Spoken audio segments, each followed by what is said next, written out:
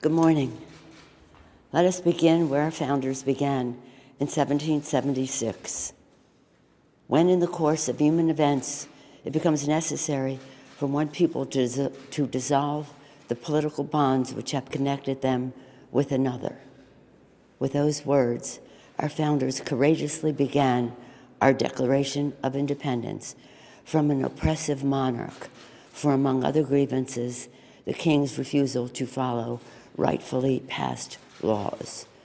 In the course of today's events, it becomes necessary for us to address, among other grievances, the President's failure to faithfully execute the law. When crafting the Constitution, the founders feared the return of a monarchy in America. And having just fought a war of independence, they specifically feared the prospect of a king president corrupted by foreign influence. During the Constitutional Convention, James Madison, the architect of the Constitution, warned that a president might betray his trust to foreign powers, which might prove fatal to the Republic. Another founder, Governor Morris, feared that a president may be bribed by a greater interest to betray his trust. He emphasized that this magistrate is not the king.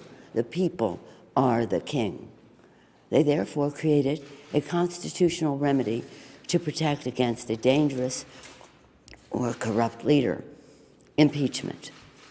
Unless the Constitution contained an impeachment provision, one founder warned, a president might, quote, spare no effort or means whatsoever to get himself reelected. Similarly, George Mason insisted that a president who procured his appointment in his first instance through improper and corrupt acts might repeat his guilt and return to power. During the debate over impeachment at the Constitutional Convention, George Mason also asked, "Shall any man be above justice? Shall that man be above it who can commit the most extensive injustice?" In his great wisdom, he knew that injustice committed by the president erodes the rule of law, the very idea of fair justice, which is the bedrock of our democracy. And if we allow a president to be above the law, we do so surely at the peril of our republic. In America, no one is above the law. Over the past few weeks, through the Intelligence Committee working with the Foreign Affairs and Oversight Committees, the American people have heard the testimony of truly patriotic career public servants, distinguished diplomats, and decorated war heroes, some of the president's own appointees. The facts are uncontested. The president abused his power for his own personal political benefit at the expense of our national security by withholding military aid and crucial Oval Office meeting in exchange for an announcement of an investigation into his political rival.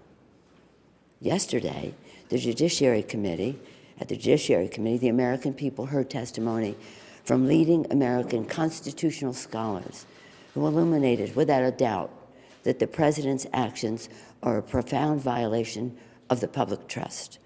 The president's actions have seriously violated the Constitution, especially when he says and acts upon the belief. Article 2 says, "I can do whatever I want." No. His wrongdoing strikes at the very heart of our Constitution, a separation of powers, 3 co-equal branches, each a check and balance on the other. A republic, if we can keep it, said Benjamin Franklin. Our democracy is what is at stake.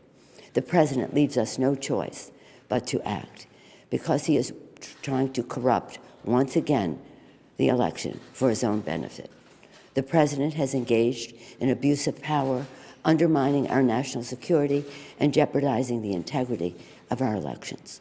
His actions are in defiance of the vision of our founders and the oath of office that he takes to preserve, protect, and defend the Constitution of the United States. Sadly, but with confidence and humility, with allegiance to our founders and a heart full of love for America, Today, I am asking our chairman to proceed with articles of impeachment. I commend our committee chairs and our members for their somber approach to actions which the president had not made necessary. In signing the Declaration of Independence, our founders invoked a firm reliance on divine providence. Democrats, too, are prayerful, and we will proceed in a manner worthy of our oath of office to support and defend the Constitution of the United States from all enemies, foreign and domestic. So help us God. Thank you.